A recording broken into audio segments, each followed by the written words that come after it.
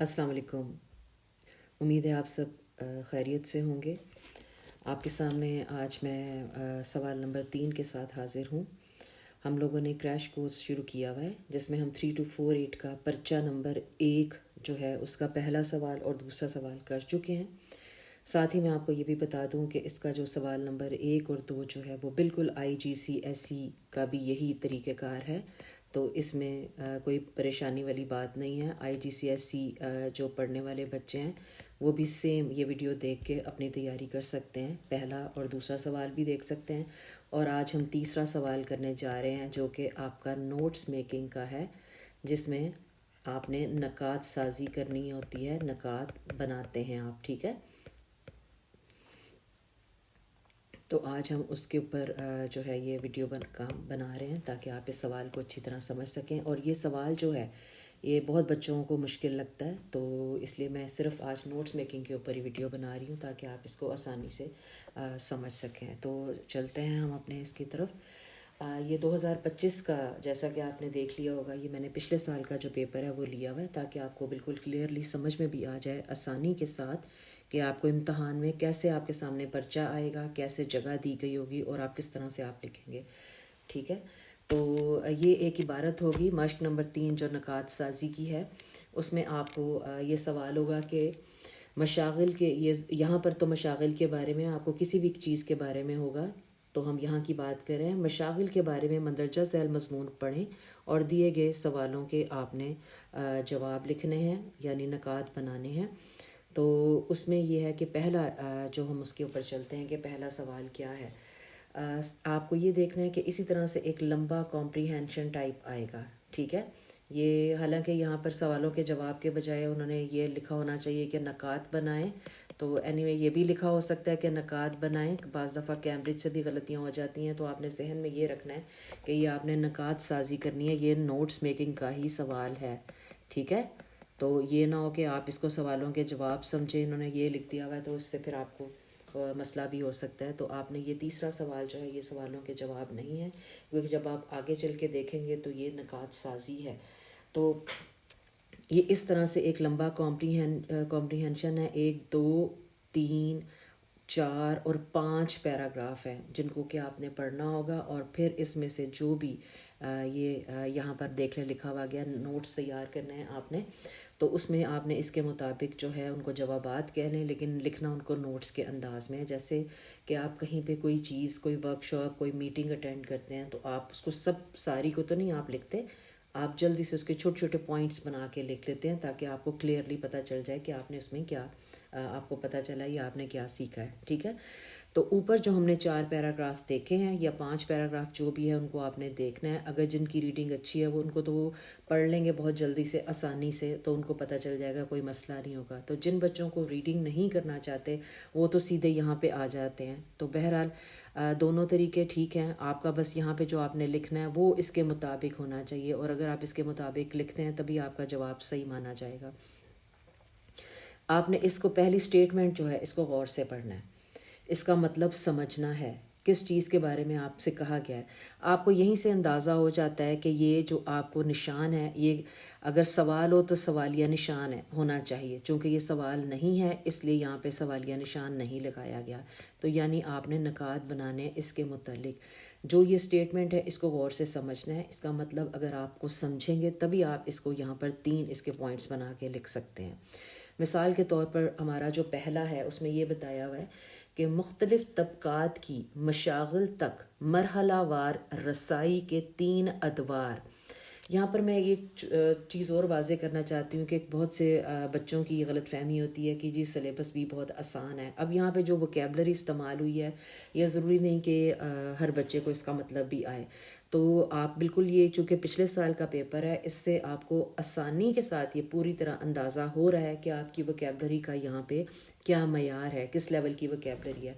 आपको ये मतलब आना चाहिए तबक़ात क्या होता है, मरहलावार रसाई क्या होती है, फिर ही आप इसके बारे में लिख सकते हैं, और अदवार क्या होता है, ठीक है। तो मुख्तलिफ़ तबक़ात की मशागिल तक मरहलावार जो इसकी रसाई है اس کے جو 3 ادوار ہیں وہ آپ نے یہاں پہ بتانے ہیں، ٹھیک ہے، اور ان کو صرف پوائنٹس کی صورت میں بتانا ہے، وہ لمبے لمبے جواب نہیں لکھنے۔ اب آپ نے جب اس کو پڑھ لیا اسٹیٹمنٹ کو، آپ نے اس کے مطلب کو اچھی طرح سے سمجھنا ہے، نمبر کو دیکھنا ہے کتنے نمبر ہیں، 3 نمبر ہیں، اور صرف اس دی ہوئی جگہ پہ آپ نے یہ جواب لکھنا ہے۔ آپ کو میں نے پچھلی کلاس میں بھی یہ بتایا تھا کہ آپ کا جواب جو ہے وہ صرف دی ہوئی جگہ پہ ہی ہونا چاہیے، اس کے اور کسی اور جگہ پہ نہیں آپ کو لکھنا۔ تو بہترین طریقہ کیا ہوتا ہے، جیسے میں نے آپ کو بتایا کہ آپ نے واپس پیراگراف میں جانا ہوتا ہے، وہاں پہ جو بھی آپ سمجھتے ہیں کہ اس کا جواب ہے اس کو انڈر لائن کیا کریں اور پھر یہاں پر لکھا کریں۔ اب پہلے ہم اس سوال کو سمجھتے ہیں، ٹھیک ہے۔ مختلف طبقات، آپ کو اس کا مطلب آنا چاہیے۔ طبقہ جو ہوتا ہے وہ کلاس کو کہتے ہیں، مختلف یعنی معاشرے میں موجود مختلف جو کلاسز ہیں، یعنی طبقات class, upper class, middle class, lower class, ٹھیک ہے۔ امیر طبقہ، غریب طبقہ، متوسط طبقہ، مزدور، اشرافیہ وغیرہ، ان کو ہم طبقات میں تقسیم کرتے ہیں، ٹھیک ہے۔ مشاغل جو ہے وہ جمع ہے مشغلے کی یعنی ہابی کی، ٹھیک ہے۔ مرحلہ وار کہتے ہیں کہ سٹیجز میں یعنی سٹیپ بائی سٹیپ۔ رسائی کہتے ہیں پہنچ، ریچ جسے آپ کہتے ہیں۔ ادوار دور کی جمع ہے جس کا مطلب ہے زمانہ، ٹھیک ہے، ایرا، ٹائم۔ تو مختلف جو طبقات تھے اس سوسائٹی میں، جس کی بھی یہاں پر اگر آپ پیسج میں جب بعد میں آپ دیکھیں گے تو آپ کو اندازہ ہوگا کہ کس کی بات ہو رہی ہے، ٹھیک ہے۔ کس معاشرے کے مختلف طبقات نے مشاغل تک جو سٹیجز کے ساتھ آہستہ آہستہ، ٹھیک ہے، وقت کے ساتھ ساتھ جو وہ وہاں تک رسائی، وہاں تک پہنچ حاصل ہوئی تھی، وہ آپ نے 3 ادوار کو یہاں پہ ایک ایک ایک کر کے لکھنا ہے۔ اب سب سے پہلی بات یہ ہے کہ آپ کو چونکہ اس میں موجود جو ہے طبقات کلیئر لفظ ہے، مشاغل کے بارے میں بھی ہے، اور رسائی کے 3 ادوار، اس میں موجود ہر لفظ کی اہمیت ہے، اور اسی کے مطابق اگر آپ یہاں پر لکھیں گے تبھی آپ کا جواب ٹھیک مانا جائے گا، ورنہ غلط کر دیا جائے گا، ٹھیک ہے۔ تو آپ کو تینوں طبقات کا جو ہے، چونکہ 3 انہوں نے ادوار پوچھے ہیں تو اس لیے آپ کو 3 ہی طبقات کی یہاں پہ آپ کو سٹیجز کے ساتھ، مرحلے کے ساتھ لکھنا ہے۔ یعنی اب ہم جواب کی طرف اگر جائیں تو اب ہم اس کا جواب وہاں پہ ڈھونڈتے ہیں۔ اگر ہم اس کو پڑھتے ہیں، یہاں سے دیکھیں، مثال کے طور پر قدیم مصر میں فرعون اور اس کے قریبی لوگ شکار اور مختلف قسم کی کھیلوں میں حصہ لیتے تھے۔ اس سے اگلے دور، اب یہ کھیل جو ہیں یہ بھی مشاغل ہی ہوتے ہیں نا، مشغلہ، اور مشاغل اس کی جمع ہے، یعنی وہ کام جو آپ فارغ وقت میں کرتے ہیں تفریح کے طور پر، ٹھیک ہے، اس کو مشغلہ کہتے ہیں۔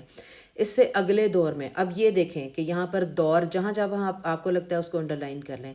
اگلے دور میں بھی مشاغل کا تعلق زیادہ تر اشرافیہ سے ہی رہا، اور اس کے بعد ہے 19ویں صدی میں صنعتی انقلاب کے عروج کے بعد اکثر مشغلے جو تھے وہ متوسط طبقے کے لیے بھی قابل رسائی ہو گئے۔ اب ہم نے اس کو یہ پہلے تو اس کو انڈر لائن کر لیا کہ ہمیں کہاں پہ اپنا جواب لگتا ہے، ٹھیک ہے۔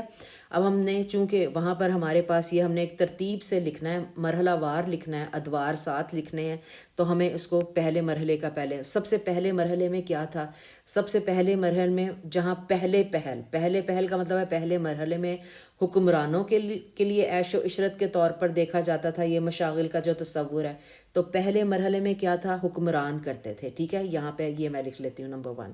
دوسرے مرحلے میں کیا تھا، اگلا دور جو آ جاتا ہے، اگلے دور میں اشرافیہ سے تعلق رہا، یہاں آ گیا، اور پھر 19ویں صدی میں صنعتی انقلاب کے عروج کے بعد پھر جو مشغلے تھے وہ متوسط طبقے کے لیے قابل رسائی ہو گئے، تو یہ تیسرا دور بن گیا، ٹھیک ہے۔ اب آپ نے اس کو واپس وہاں پہ جانا ہے، اور اس کو کیسے، سب سے پہلے ہم پہلا مرحلہ بنا لیتے ہیں، ٹھیک ہے۔ تو ہم یہاں پہ لکھ لیتے ہیں،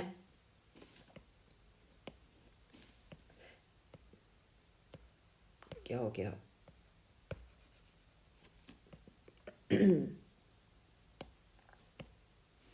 پہلے یہاں کیوں نہیں چل رہا،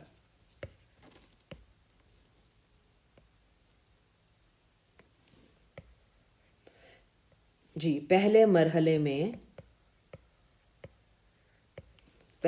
میں کون تھا، اس میں آپ نے وہاں پر پیچھے اگر ہم دیکھیں تو ہم جا کے دیکھتے ہیں، پہلے مرحلے میں حکمران، ٹھیک ہے، ہم اس میں حکمران، اور یا ہم فرعون کا نام بھی لے سکتے ہیں، سب سے پہلا زمانہ تو وہ آ گیا نا۔ پہلے مرحلے میں جو تھا وہ حکمران اور ہم ساتھ ہی فرعون بھی لکھ سکتے ہیں. ٹھیک ہے, آپ کو سمجھ آ گئی ہے. اس کے بعد آ جاتے ہیں دوسرے مرحلے میں. اب آپ نے یہ بیٹا آپ لوگوں نے یہ کلیئرلی میں آپ کو بتا دوں کہ اس میں لمبی لمبی باتیں نہیں لکھنی, کیونکہ کوشچن مارک یہاں پہ نہیں ہے, یہاں پہ یہ والا سائن ہے. اس کا مطلب ہے کہ آپ نے آگے اس کو پوائنٹس کی صورت میں لکھنا ہے. تو دوسرے مرحلے میں کون لوگ تھے؟ تو دوسرے مرحلے میں جو تھے وہ اشرافیہ تھے. ٹھیک ہے, دوسرے مرحلے میں آپ نے لکھ لینا ہے اشرافیہ. اور تیسرے مرحلے میں وہ جو آپ کا آ جاتا ہے کہ جی وہ عام لوگ تھے تیسرے مرحلے میں. ٹھیک ہے, تیسرے مرحلے میں کون تھے؟ وہ عام لوگ تھے جو کہ متوسط طبقے سے تعلق رکھتے ہیں. ٹھیک ہے, عوام بھی ہے عام لوگ بھی ہیں, اگر آپ اس طرح سے لکھ لیں. تیسرے مرحلے میں متوسط طبقے سے تعلق رکھنے والے لوگ. ٹھیک ہے, تو اس طرح سے آپ نے نکات بنانے ہیں. ٹھیک ہے, اب اگلا دیکھتے ہیں. اگلا اگر آپ کو جس کو کوئی بھی سمجھ نہ آئے وہ پلیز کامنٹ میں بتائے تاکہ میں اس کو دوبارہ سے واضح کر دوں. ٹھیک ہے, آپ نے سب سے پہلے آپ نے اپنی اسٹیٹمنٹ کو سمجھنا ہوتا ہے کہ اس میں کیا, اس کے معنی کیا ہیں, اور آپ کو اس میں لکھنا ہے کیا ہے. پھر آپ نے مارکس کی طرف دیکھنا ہے کہ آپ کو کتنے پوائنٹس لکھنے ہیں. پھر آپ نے جگہ کا بھی خیال رکھنا ہے. پھر آپ نے واپس اپنے پیراگراف میں جانا ہے اور وہاں سے آپ نے پھر یہ اٹھا کے لکھنا ہے. اب اس کی بات ہم کرتے ہیں, اگر ہم اس کو سمجھنے کی کوشش کریں. مشاغل کے انفرادی اور اجتماعی اہداف. ٹھیک ہے, اب اس کا مطلب اگر آپ کو آئے گا, پہلے آپ نے اس کے مطلب کو سمجھنا ہے, تو اس کے بعد پھر آپ نے اس کو لکھنا ہے. ٹھیک ہے, اہداف ہوتے ہیں مطلب وہ ان کو مقاصد بھی کہہ سکتے ہیں, جنہیں آپ گولز کہتے ہیں انگریزی میں. یعنی آپ کا جو بھی ٹارگیٹ ہے, مقاصد ہیں, وہ کیا ہیں. ٹھیک ہے, یعنی آپ کی جو بھی ذاتی خواہشات ہیں, مقاصد آپ نے کیا بنائے ہوئے ہیں. تو مشاغل یعنی ہابیز کے انفرادی کہتے ہیں انڈیویجولی, اور اجتماعی کہتے ہیں جو سب کے اکٹھے ہوتے ہیں. ٹھیک ہے, تو آپ نے مشاغل کے اہداف جو ہیں, گولز جو ہیں, وہ 2 بتانے ہیں, ایک انفرادی اور ایک اجتماعی. اچھا, جو لوگ تو مجھ سے پڑھتے ہیں ان کو اندازہ ہے کہ میں انہیں کیسے بتاتی ہوں. فرض کریں اگر مشاغل کے جو اہداف ہیں, گولز جو ہیں, وہ زیادہ اگر ہیں. اب یہاں پر ہم نے چونکہ یہ 2 نمبر کا سوال ہے, تو ہمارے ایک اور ایک لکھ دیں گے تو 2 ہو جائیں گے. ایک ہم انفرادی لکھ سکتے ہیں, ایک ہم اجتماعی لکھ سکتے ہیں. لیکن چونکہ زیادہ آپ کے اس میں یہاں پر اگر بتائے ہوئے ہیں, تو پھر آپ کو بھی عقل مندی کا مظاہرہ کرنا ہے. آپ کو ہر سوال کی ٹیکنیک اگر آپ کے ٹیچرز نے سکھائی ہوگی تو آپ کو یہ پتہ ہوگا کہ انفرادی اہداف جو ہیں چونکہ زیادہ ہیں اور اجتماعی بھی زیادہ ہیں, تو ہمیں پھر ایک کے بجائے کم از کم 2 یا 3 ضرور لکھنے ہیں. کوما ڈال کے آپ اس کو 2 یا 3 کر کے لکھیں, تاکہ مثال کے طور پر اگر کسی کا کوئی ایک خراب املا کی کوئی غلطی ہو جاتی ہے, کچھ بھی ہو جاتا ہے, اور تاکہ اس کے پاس اتنا مارجن اور ہونا چاہیے کہ وہ دوسرا ٹھیک ہو جائے. ٹھیک ہے, اب پہلے ہم چلتے ہیں انفرادی اہداف. انفرادی یعنی انڈیویجولی ہر جو بندہ ہے جس کا کوئی نہ کوئی مشغلہ ہے, اس کا کیا گول کیا ہوتا ہے اس مشغلے کو رکھنے کا. ٹھیک ہے, وہ اس میں اپنی ذاتی خواہشات کی تکمیل کر سکے. خوب آرام کرنا, دوڑنا, ورزش کرنا, یوگا, مراقبہ کرنا, مطالعہ, یہ سب انفرادی اہداف ہیں. یعنی ان کا جو بھی کام ہے وہ خود سے کرتا ہے. ٹھیک ہے, اپنے فائدے کے لیے کرتا ہے. آپ ان میں سے کوئی سے بھی 2 یا 3 کوما ڈال کے وہاں اٹھا کے لکھیں گے. ابھی ہم لکھتے ہیں, پہلے میں آپ کے ساتھ دوسرا اجتماعی جو اہداف ہیں وہ بھی ہم اکٹھے کر لیتے ہیں. ٹھیک ہے, اب ہم آگے چلتے ہیں.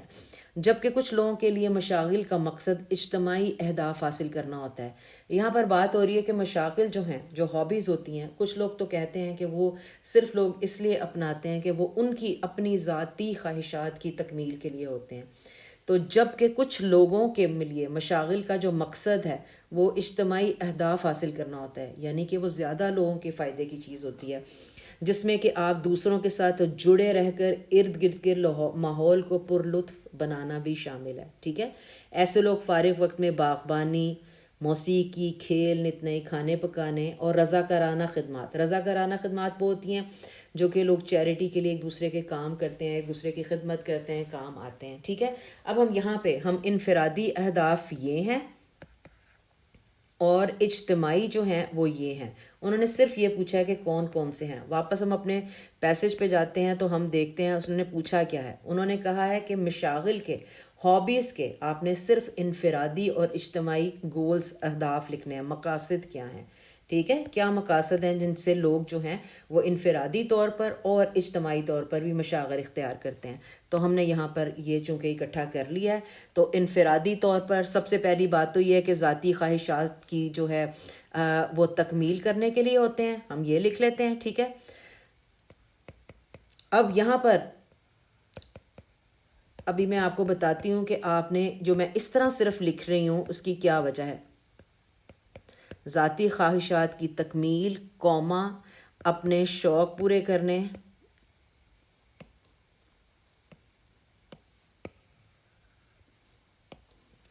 اپنا شوق پورا کرنا. اصل میں یہ مقصد ہوتا ہے. کوئی بھی بندہ مثال کے طور پر اگر آپ صبح اٹھ کے واک کرتے ہیں تو آپ اپنی صحت کے لیے کرتے ہیں، اس کا صرف آپ کی اپنی ذات کو فائدہ ہے. ٹھیک ہے، تو وہ جو مشغلہ ہے واک کرنا یا کوئی گیم کھیلنی، کوئی کھیل کھیلنا، ہاکی، بیڈمنٹن، کرکٹ یا فٹ بال، جو بھی ہے وہ آپ کی اپنی ذات کی صحت اور اپنے فائدے کے لیے آپ کرتے ہیں. تو یہ انفرادی جو ہے وہ آپ کا ہدف ہو گیا. اجتماعی مقاصد میں آپ کے کیا آ جاتے ہیں؟ دوسروں کے ساتھ تعلقات بنتے ہیں،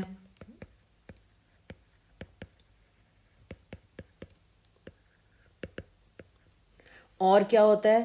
ماحول کو پرلطف بنانا، ماحول کو پرلطف بنانے کے لیے.